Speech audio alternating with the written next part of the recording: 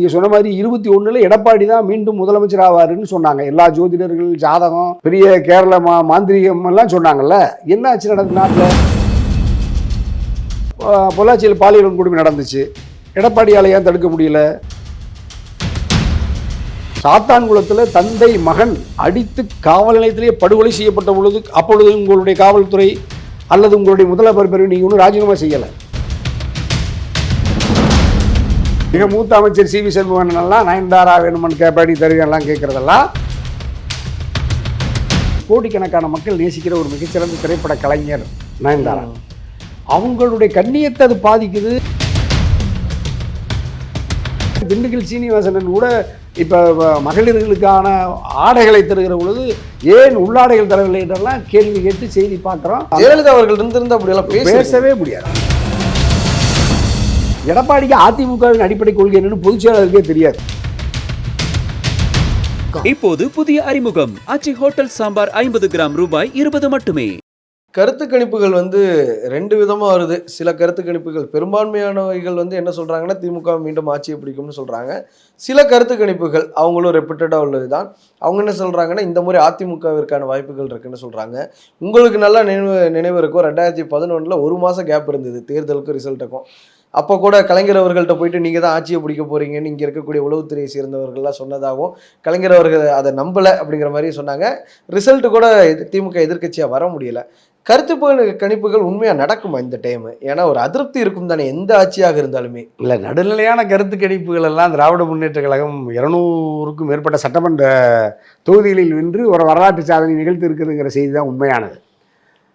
அதிமுக பாஜக என்டிஏயினுடைய சார்பு கருத்து கணிப்பு நிறுவனங்கள் திட்டமிட்டு மக்கள் மத்தியில் வாக்காளர் மத்தியில் ஒரு குழப்பத்தை ஏற்படுத்துவதற்கு அவர்கள் வெல்வதைப் போல வாய்ப்பு சாதகமாக இருப்பதைப் போல ஒரு தோற்றத்தை அவர் வெளியிடுகிறார்கள். குறிப்பாக நீ இதே நான் ஒரு தொலைக்காட்சி ஒரு ஒரு சாணக்கியான்னு ஒரு நிறுவனத்தில் பாண்டே எனக்கு வேண்டிய என்னுடைய பாசத்துக்குரிய சகோதரர் தான். அவர் என்ன சொன்னார், நீங்கள் சொன்ன மாதிரி 21ல் எடப்பாடி தான் மீண்டும் முதலமைச்சர் ஆவாருன்னு சொன்னாங்க. எல்லா ஜோதிடர்கள் ஜாதகம் குறி ஜோசியத்திலிருந்து கிளி ஜோதிடர்லேருந்து பெரிய கேரள மாந்திரிகம் எல்லாம் சொன்னாங்கல்ல. என்ன ஆச்சு நடந்த நாட்டில்? அதே மாதிரி அவரே சொன்னார் 118 120 இடங்களை எடப்பாடி பெறுவார்னு சொன்னார். ஆனால் கிடைச்சது வெறும் 66 அல்லது கூட்டணியோடு சேர்ந்து 71 2 சம்திங்.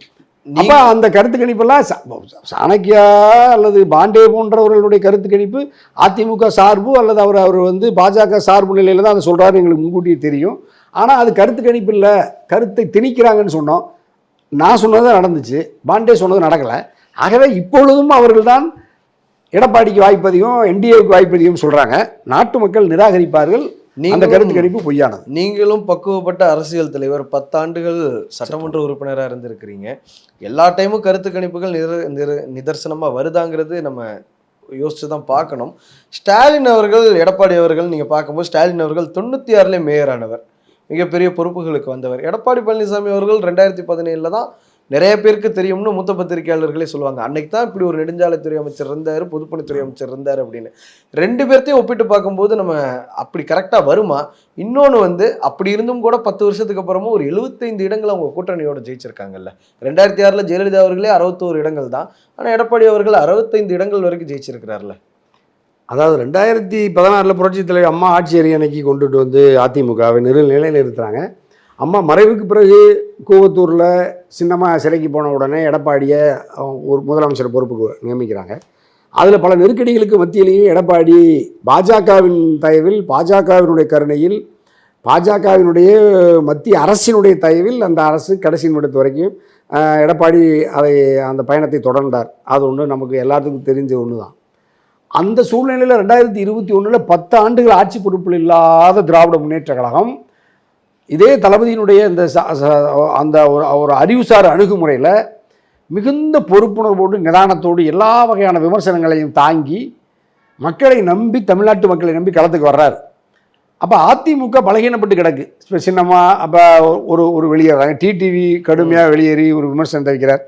மத்திய ஒன்றிய பாஜக அரசினுடைய மூர்க்கமான சட்டங்கள் 3 வேளாண் சட்டங்களாக இருந்தாலும், சிஏஏ என்றாலும், என்ஆர்சி மாதிரியான பல்வேறு முத்தலாக் சட்டம் மாதிரி, ஆளுநருடைய அத்துமீறல்கள் ஆய்வு என்கின்ற பெயரில் மாநில அடுக்கடுக்கான மத்திய அரசினுடைய இந்த நகர்வுகளால் தமிழ்நாட்டு மக்கள் ஒன்றிய பாஜக அரசின் மீது கொண்டிருந்த கோபம் எடப்பாடியை ஆட்சியிலிருந்து அகற்றும்னு சொன்னது முதல்ல தனியரசு தான் சொன்னேன்.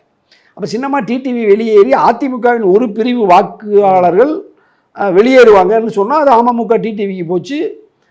அந்த சூழ்நிலையில் தான் மீண்டும் 3வது முறையாக ஆட்சி பொறுப்புக்கு வர வேண்டிய அண்ணா திராவிட முன்னேற்ற கழகம் அரசு அதிகாரத்தை கையில் வைத்திருந்த எடப்பாடி, பாரிய அதிகாரத்தை வைத்திருந்த பாஜக ஒன்றிய மோடி அரசு இரண்டும் இணைந்தும் கூட திராவிட முன்னேற்ற கழகத்தினுடைய அணியை, ஜனநாயக அந்த கூட்டணியை தோற்கடிக்க முடியல. மதசார்பற்ற முற்போக்கு கூட்டணியை, அது ஜனநாயக சக்திகளினுடைய கூட்டமைப்பது. ஆகவே அது பாசிசத்துக்கு எதிராக மக்கள், தமிழ்நாட்டு மக்கள் அதிகாரத்தை அல்லது அள்ளி அவர்கள் செலவு செய்த பணத்தை எல்லாம் பொருட்படுத்த அவங்க நிராகரித்து விட்டு மீண்டும் ஒரு ஜனநாயக ஆட்சியை இந்த மண்ணில் தமிழ்நாட்டில் நிறுவியிருக்கிறார்கள். ஆகவே எடப்பாடி மீண்டும் அதிமுகவை ஆட்சிக்கு பொறுப்புக்கு கொண்டு வர வேண்டிய எடப்பாடியினுடைய பிடிவாதத்தால், எடப்பாடியினுடைய அரசியல் அணுகுமுறையால் அதிகாரத்தை இழந்தார். ஆகவே அது எடப்பாடியினுடைய பிழை. அதிமுகவை மீண்டும் ஆட்சி பொறுப்புக்கு வரவேண்டிய அதிமுகவை வராமல் தடுத்த பொறுப்பு எடப்பாடிக்கு உண்டு என்பதனால் திராவிட முன்னேற்ற கழகம் இத்தனை ஒன்றிய அல்லது தமிழ்நாட்டு அரசினுடைய நடவடிக்கைகளுக்கு எதிராக ஜனநாயக வழியில், அறவழியில் தொடர்ந்து போராடி அதிகாரத்தை கைப்பற்றி இருப்பது என்பதுதான் ஜனநாயகத்தின் அழகு. அந்த முடிவு சரியானது. மீண்டும் 3வது முறையாக எதிர்க்கட்சியாக கூடுதல் எண்ணிக்கையில் வெற்றி பெற்றார் என்பதற்காகவே எடப்பாடியை அவருடைய அறிவு, ஆற்றலால் அந்த பொறுப்புக்கு வந்தார் என்பது பிழையானது, தவறானது. நீங்கள் திமுக தான் தொடர்ந்து ஜெயிச்சுட்டு வரும்னு சொல்லிகிட்டே இருக்கிறீங்க, எல்லா விவாதங்கள்லையும் சரி, நேர்காணல்லையும் சரி. ஆனால் திமுக அரசு மீது அதிக அதிருப்தி இருக்குது, குறிப்பாக சட்ட ஒழுங்கு பிரச்சனை இருக்குது, பெண்களுக்கு எதிரான குற்றம் அதிகரிச்சிருக்கு அப்படின்னு சொல்லி நேற்று கூட அதிமுக போராட்டம் நடத்தியிருக்காங்க. இதை நீங்கள் பார்க்கலையா? மக்கள் மத்தியில் எதிரொலிக்கும் நீங்கள் பார்க்கலையா? எல்லா மாவட்ட தலைநகரத்திலையுமே நடத்தியிருக்கிறாங்க அந்த போராட்டம். இல்லை, மக்கள் இப்போ நீங்கள் 2016-17 தொடர்ந்து அதிமுக ஆளுங்கட்சியாக இருக்கிற பொழுது 2021 தொடர்ந்து பல தேர்தல், உள்ளாட்சி தேர்தல் வந்துச்சு, நாடாளுமன்ற தேர்தல் வந்துச்சு. இதை பல குற்றச்சாட்டுகளை எல்லாம் சொன்னாங்க, அண்ணா பல்கலைக்கழகத்தை சொன்னாங்க. ஆனாலும் கூட நாட்டு மக்கள் திராவிட முன்னேற்ற கழகத்துடைய அரசு, மாண்புமிகு முதல்வர் அல்லது அரசினுடைய இயந்திரம் எந்த இடத்திலும் குற்றவாளிகளுக்கு சாதகமாக அது செயல்பட்டதே இல்லை. குற்றவாளிகளை கடுமையாக தண்டித்து பாதிக்கப்பட்ட மக்களுக்கு அரணாக இருந்து நீதியை பெற்று தந்திருக்கிற ஒரு மகத்தான அரசு திராவிட முன்னேற்ற கழகத்தினுடைய அரசு, மாண்புமிகு முதல்வர் தளபதி என்பதனால் நாட்டு மக்கள் முதல்வரை நம்புகிறார்கள், இந்த அணியை நம்புகிறார்கள், அரசை நம்புகிறார்கள். அதிமுகவின் அவதூறுகளை அவர்கள் நிராகரிக்கிறார்கள் வாக்காளர். ஆகவே தமிழ்நாட்டு மக்கள் விழிப்புணர்வு பெற்ற வாக்காளர் பெருமக்கள் என்பதனால் அதிமுக, எடப்பாடி, மோடி அல்லது அந்த அணியில் இருக்கிற யாரொருவரும் செய்து பரப்புகிற அவதூறுகளுக்கு அவர்கள் இரையாக மாட்டார்கள். ஆகவே பொள்ளாச்சி பாலியல் வன்கொடுமையில் அண்ணா திராவிட முன்னேற்ற கழகத்தினுடைய அப்பொழுது முதல்வராக இருந்த பொழுது பொள்ளாச்சியில் பாலியல் வன்கொடுமை நடந்துச்சு. எடப்பாடியால் ஏன் தடுக்க முடியல? சாத்தான்குளத்தில் தந்தை மகன் அடித்து காவல் நிலையத்திலே படுகொலை செய்யப்பட்ட பொழுது அப்பொழுது உங்களுடைய காவல்துறை அல்லது உங்களுடைய முதல்வர் பிரிவு நீங்கள் ஒன்றும் ராஜினாமா செய்யலை. அப்பொழுது சட்டம் ஒழுங்கு சீரிட்டு கிடந்துச்சு. அதிகமா இருக்கு அப்படின்னு சொல்றாங்க. அதுதான் இயல்புன்னு தான் சொல்றேன். நாங்க ஒன்றும் அதை இது நடக்கணும்னு சொல்லலை, இது கூடாதுன்னு சொல்றோம். இப்போ போதைப் பொருளை தடுக்கணும், கொலை நடக்கக்கூடாது, பாலியல் வன்கொடுமை நடக்கக்கூடாது, 100 விழுக்காடு குற்றம் இல்லாத மாநிலமா தமிழ்நாட்டை மாற்றணும்னு நம்ம எல்லாரும் விரும்புகிறோம். நீங்களும் பார்ப்பீங்க, ஒரு 10 வருஷத்துக்கு முன்னாடி எல்லாம் கேங்கோட போகிறோம்னா கிரிக்கெட் விளையாட போவோம், ஃபுட்பால் விளையாட போவோம். இப்போ இருக்கக்கூடிய இளைஞர்களுக்கு மத்தியிலே போதை பழக்கங்கிறது அதிகமாக இருக்குல்ல. அது பிழையானது. அது சமூக சீரழிவு. அது வெறும் தமிழ்நாட்டில் மட்டும் இல்லை, அது இந்தியா முழுக்க பரவி கிடக்கிறது, உலக மாநிலம் பரவி கிடக்கிறது. அது இலங்கையிலிருந்து வருவதாகவும் இலங்கைக்கு போகிறதாக சொல்கிறாங்க, பங்களாதேஷிலிருந்து வருதுங்கிறாங்க, பாகிஸ்தான்லேருந்து வருகிறாங்க, ஆப்கானிஸ்தான். அப்போ அது நாடு தழுவிய அளவில், உலகம் தழுவிய அளவில் நடக்கிற மிகப்பெரிய ஒரு சமூக கொடுமை தான் அது. ஆகவே அது மனித குலத்துக்கு எதிரான போதையை நாம் இரும்பு கரம் கொண்டு அடக்கணும். ஆனால் நீங்கள் ஆந்திராவிலிருந்து வருது, ஒரிசாவிலிருந்து வருது, தொடர் வண்டியிலிருந்து வருது, விமானத்திலிருந்து வருது, எல்லா வகையிலையும் இங்கே தங்குதடை இல்லாமல் இங்கே ஒன்றும் ஏன்னா ஒரு தனி நாடு கிடையாது நம்முடைய நாடு. தனி நாடாக இருந்தாலே கட்டுப்படுத்துறது சிரமம் எல்லைகளை. ஆனால் ஒரு மாநிலம் திறந்து கிடக்கு, 30க்கும் மேற்பட்ட மாநிலங்களிலிருந்து லட்சக்கணக்கான மக்கள் தினம் வந்து போகிறாங்க. அப்போ அவங்க போதை வஸ்துக்களை இப்போ பான்பராக்கு, குக்கா, அது மாதிரி ஏதோ இப்போ இன்ஜெக்ஷன் சொல்கிறாங்க, ஏதோ ஊசியெல்லாம் சொல்கிறாங்க, மருந்து, மாத்திரை, சாக்லேட், என்னெல்லாம் சொல்கிறாங்க. வட மாநிலங்களில் நம்ம கேள்விப்பட்டிருக்கோம், மணிப்பூர் மாநிலங்களில், நம்ம வடகிழக்கு மாநிலங்களில் இங்கெல்லாம் நம்ம பார்த்துருப்போம். நார்த் ஈஸ்ட்லலாம், தமிழ்நாட்டிலே அதெல்லாம் வந்துருச்சு. அது ஏதோ பேர் அந்த கலாச்சாரம் இங்கே வந்திருக்கு. ஏன்னா அந்த மக்களும் இங்கே வேலைக்காகவும் இங்கே வாழ்வாதாரத்துக்காக வந்தவர்கள் அந்த பழக்கத்தை இங்கே கொண்டு வந்து இந்த மண்ணில் அடையாளப்படுத்திட்டாங்க. அதுதான் இப்போ நீ முதல்ல எல்லாம் நம்ம ஊரில் பான்பராக்கு, ஹான்ஸு என்னென்னமோ இப்படியெல்லாம் வாயில் வைக்கிறது இல்லவே இல்லை. ஒரே 2 பேர் வடநாட்டுக்காரர் வந்தாங்க, 2 பேர் 3 பேர் 4 பேர் வந்தாங்க, அப்படியே குடும்பம் வந்தாங்க. அது இங்கே வந்து அவங்களோட பணியாற்றக்கூடிய நம்முடைய மக்களும் அந்த பழக்கத்துக்கு இரையாகிறாங்க. அப்போ அவங்களுக்கு தேவையானதை அங்கிருந்து அவர்கள் எங்கு பெற்று எப்படி எந்த உற்பத்தி நிலையங்களிலிருந்து பெறுகிறார்களோ அது இங்கேயும் வருது. ஆனால் அது அரசு தடுக்கணும். இயன்றளவு ஜனநாயக எல்லைகளை மீறி சட்டத்துக்கு உட்பட்டு தான் ஒன்றை தடுக்க முடியும். கடந்த ஆட்சியில் வந்து விஜயபாஸ்கர் மேல குற்றச்சாட்டு நம்ம முன்னாடி இன்னைக்கு இருக்கு. விஜயபாஸ்கர் இல்லாம ஒரு குட்கா பாஸ்கர் எல்லாம் தனிப்பட்ட முறையில் விமர்சனம் பண்ணோம். அப்ப நம்ம ஆட்சியிலே அது அதே வழக்கு நீங்க அன்னைக்கு சென்னை மாநகர ஆணையாளராக இருந்த ஐயா ஜார்ஜ் மேல கூட இருக்கு. ஜார்ஜ் மேல இருந்து இப்போ வழக்கு ராஜேந்திரன் மேல அந்த குற்றச்சாட்டு வழக்கு நிலுவையில் இருக்கு. அப்போ அது அந்த ஆட்சியிலையும் நடந்து நீங்கள் உயரதிகாரிகள் அமைச்சர்களே தொடர்பு இருந்திருக்கிறதெல்லாம் இப்போ வழக்கு விசாரணையில் இருக்கிற பொழுது அப்பலுக்கற்ற திராவிட முன்னேற்ற கழக அரசின் மீது அபாண்டமாக அவதூறை திட்டமிட்டு அரசியல் ஆதாயத்திற்காக எடப்பாடி பயன்படுத்துகிறார், இந்திய அணி மோடி பயன்படுத்துகிறார். நேற்று வந்து அவங்க ஒரு பொதுக்கூட்டம் நடத்தினாங்க. பொதுக்கூட்டம்னு சொல்றதை விட ஒரு ஆர்ப்பாட்டம்னு சொல்லலாம். எல்லா ஆர்ப்பாட்டம் பேர்ல பொதுக்கூட்டம் அப்படி நடத்தும் பொழுது முன்னாள் அமைச்சர்கள் பேசின சில விஷயங்கள் வந்து மிக கடுமையாக கண்டனத்துக்குரியது. மிக மூத்த அமைச்சர் சி வி சண்முகன் எல்லாம் நயன்தாரா வேணுமன் கேப்பாடி தருவெல்லாம் கேட்கறதெல்லாம் அவர்களுடைய நீண்ட கால ஒரு பாரம்பரியம் உள்ள ஒரு ஒரு நாடாளுமன்ற உறுப்பினராக, சட்டமன்ற உறுப்பினராக, அமைச்சராக இருந்தார். ஆகவே அவர் ஆனால் மிகச்சிறந்த நிர்வாகி, அறிவாளி அவர். ஏன்னா அவர் நான் சட்டமன்றத்துக்குள்ள அமைச்சராக இருக்கிற பொழுதெல்லாம் அவர் மாதிரி இன்னொருத்தர் வந்து எந்த குறிப்பும் இல்லாமல் மொத்த சட்டமன்ற உறுப்பினர்களுக்கும் நிதிநிலை அறிக்கையில் தன் துறை சார்ந்து பதிலளிக்கிறவரை எனக்கு தெரிய அவர் ஒரே ஒருத்தர் தான் இருந்தார். இல்லை, நானுமே சட்ட பல்கலை லா யூனிவர்சிட்டிகள்லாம் அடிக்கடி போகும்போது அங்கே உள்ள ஸ்டாஃப்ஸ்ட்டை கேட்கும்போது என்ன சொல்லுவாங்கன்னா, ரொம்ப கராரான மினிஸ்டருங்க சி வி சண்முகம், தடாலடியாக முடிவெடுப்பார் சில விஷயங்கள்லாம் தைரியமா, ஃபண்ட் இல்லைன்னா இல்லை, இருக்குன்னா நியாயமான விஷயமா இருக்குது அப்படிங்கிற ரொம்ப தடாலடியாக பேசக்கூடியவர், தைரியமானவர்னு. அப்பப்போ இந்த மாதிரி லூஸ் டாக் வர்றது வந்து பெண்கள் ஓட்டுங்கிறது ஒரு சிதறிடாதா? இல்லை, மிகச்சிறந்த நிர்வாகி. ஆனால் சமீபத்தில் அவர் என்ன ஆதங்கத்தில் பேசுகிறாரு தெரியல. என்ன எடப்பாடி வந்து முதல் டைம் இல்லை, கருணாநிதி அவர்கள் குறித்து தனிமையில் ஒருமையில் பேசியிருக்கிறாரு. 2017 ஒரு பொதுக்கூட்டத்தில் ஸ்டாலின் அவர்களை ரொம்ப மோசமாக விமர்சனம் பண்ணியிருக்கிறாரு. மகளிரை நோக்கியும் அந்த குற்றச்சாட்டுகள். அது நீங்கள் அதுவும் இல்லாமல் மகளிர் இருக்கிறத விட ஒரு கோடிக்கணக்கான மக்கள் நேசிக்கிற ஒரு மிகச்சிறந்த திரைப்பட கலைஞர் நயன்தாரா.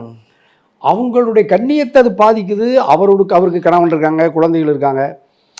அவங்கள நேசிக்கிற, அவருடைய கலையை நேசிக்கிற, அவருடைய கலையாற்றலை நேசிக்கிற, நடிப்புத்திறனை நேசிக்கிற, பல விருதுகளை பெற்றிருக்கிற ஒருவரை அது எவ்வளவு காயப்படுத்துது. அவைகளெல்லாம் கருத்தில் கொள்ளாமல் ஒரு மூத்த அரசியல் தலைவர், முன்னாள் அமைச்சர் இப்படி பேசியிருப்பது மிகுந்த வருத்தத்துக்குரியது, வேதனைக்குரியது. அவரே நேற்று வருத்தம் தெரிவிச்சிருக்காரு. அதே மாதிரி திண்டுக்கல் சீனிவாசனன் கூட இப்போ மகளிர்களுக்கான ஆடைகளை தருகிற பொழுது ஏன் உள்ளாடைகள் தரவில்லை என்றெல்லாம் கேள்வி கேட்டு செய்தி பார்க்குறோம்.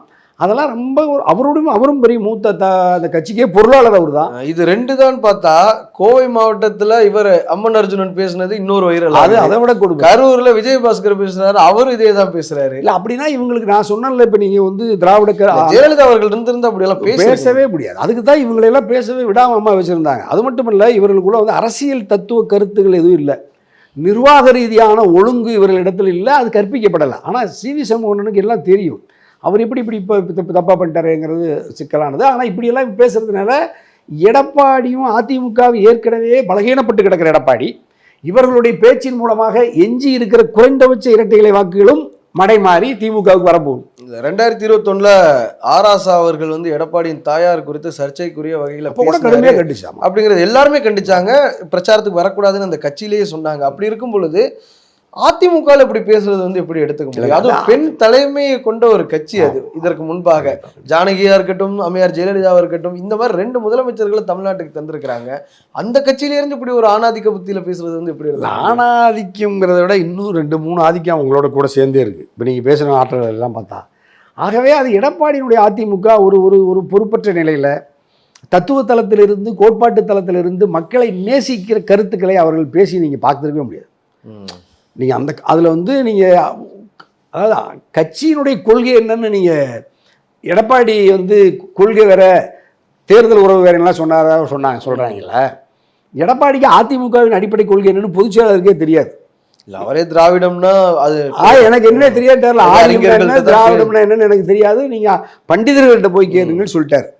ஆனால் அவர் தான் அந்த திராவிட பேர் இயக்கத்துக்கு அவர் தான் பொதுச் செயலாளருங்கிறதையும் மறந்துட்டு சொல்கிறார். அப்போ இன்னும் அவர் சிலுவம்பாளையம் கிளை செயலாளருங்கிற அளவில் தான் இருக்கார்.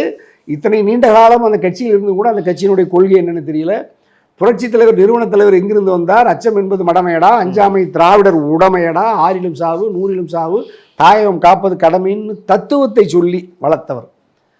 தத்துவம்னா என்னன்னே தெரியாத எடப்பாடியிடம் கையில் சிக்கி அதிமுக ஏற்கனவே தோல்வியை சந்தித்து வருகிற சூழ்நிலையில் எங்கள் சி.வி. சண்முகனோ திண்டுக்கல் சீனிவாசனோ இப்படி தொடர்ந்து விஜயபாஸ்கர் மாதிரி பல பேர் இப்படி கருத்துக்களை சொல்வதன் மூலமாக எஞ்சி இருக்கிற குறைந்தபட்ச வாக்குகளும் இந்த 2026 சட்டமன்ற பொதுத் தேர்தலில் அதிமுகவிடமிருந்து மடை மாறி அது திமுகவுக்கு எங்களுடைய மதசார்பர் முற்போக்கு அணிக்கு வருது. அதே மாதிரி தாவேகாவில் ஆதவர்ஜினான்னு ஒருத்தர், அவர் பேசுகிற எல்லாமே சர்ச்சைக்குரிய பேச்சாக இருக்குது. நேற்று ரஜினியை பேசி ரஜினி அதை கண்டித்து அல்லது அதை பிழை என்று சொன்ன பொழுது அவரை ஆதரித்த எல்லாரும் சொன்னதுனால திமுக மிரட்டவில்லை என்று ரஜினி சொல்கிறார், அதை ஆதரித்து நயினார் சொல்கிறார், எடப்பாடி சொல்கிறார். ரஜினியினுடைய லட்சக்கணக்கான ஆதரவாளர்களும் இப்போ திமுகவை ஆதரிக்கிறாங்க, தளபதி ஆதரிக்கிறாங்க. இப்போது புதிய அறிமுகம் ஆச்சி ஹோட்டல் சாம்பார் 50 கிராம் ரூபாய் 20 மட்டுமே.